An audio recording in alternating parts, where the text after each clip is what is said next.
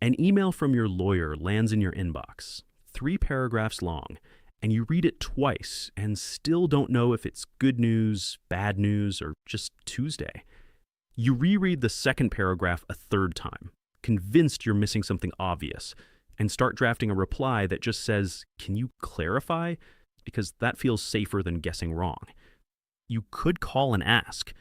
That call costs money. Let's fix that.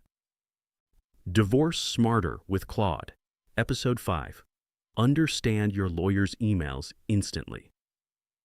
Lawyers don't write confusing emails to be difficult. They write precisely, because precision is what protects you if anything in that email ever gets read back in a courtroom.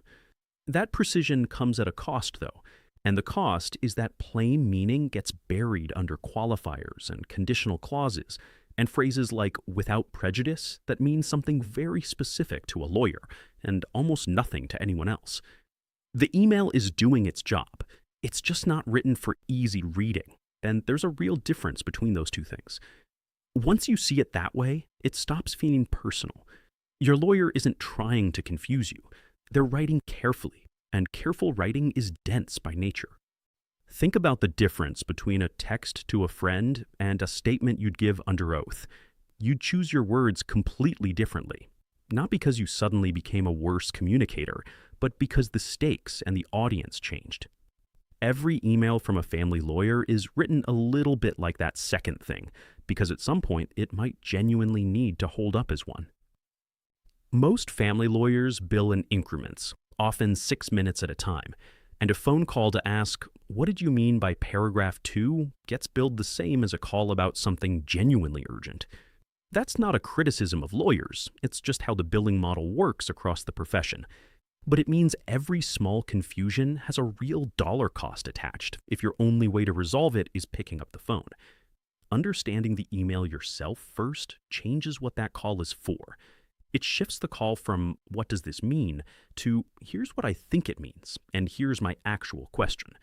That's a shorter call, a more useful one, and often the difference between a 6-minute charge and a much longer one, once a lawyer has to slow down and explain something from the beginning. Here's the distinction that actually matters. Most of what's in a lawyer email is routine, procedural language, status updates, standard next steps that don't need your input at all. But buried inside that routine language, there's sometimes an actual decision point, something that genuinely needs your answer, your approval, or your instruction. The skill isn't reading every word closely.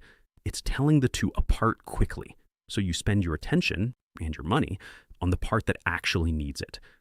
A rough tell, routine language describes what's already happened, or what's scheduled to happen next, with no real choice involved. A decision point usually contains a question mark, a deadline, or a phrase like "please confirm," or "let us know your instructions." If you scan for those markers first, you'll often find the one sentence that matters before you've read the rest closely at all. The method here is simple. Paste the email in, ask for 2 things: a plain language translation of what it actually says, and a clear flag on anything that's asking you to decide or approve something. That second part is the one that matters most. A 3-paragraph email might have exactly 1 sentence that actually meets your response. Everything else is context. Once you know which sentence that is, the whole email gets a lot less intimidating. Use this anytime an email from your lawyer leaves you uncertain about what it's actually asking of you. "My lawyer sent me this email about my divorce. I'm going to paste it below. Translate it into plain, everyday language, paragraph by paragraph. Clearly flag anything that seems to be asking me to make a decision, give approval, or provide information. Don't give me legal advice. Just help me understand what's being asked of me and what's just routine update." Paste the email underneath, and you'll usually know within a minute whether this needs a reply today or can wait until your next scheduled catch-up. Once you know what you're actually responding to, the second half of this is drafting the reply itself, especially useful when the honest first draft in your head is 3 paragraphs of frustration. Help me draft a short, clear reply to my lawyer. I want to confirm I understand the email, answer the specific question they asked, which is describe it, and ask one follow-up question about, describe it. Keep it professional and brief. This is going to a lawyer who bills by the minute. That last line matters more than it sounds. A tight, clear email back to your lawyer isn't just good manners.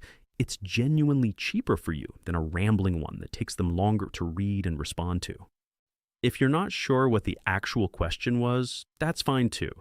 Go back to the translation from the first prompt, find the one sentence it flagged as needing your answer, and build the reply prompt around exactly that sentence. You don't need to remember the whole email. You just need the one part that was actually asking something of you.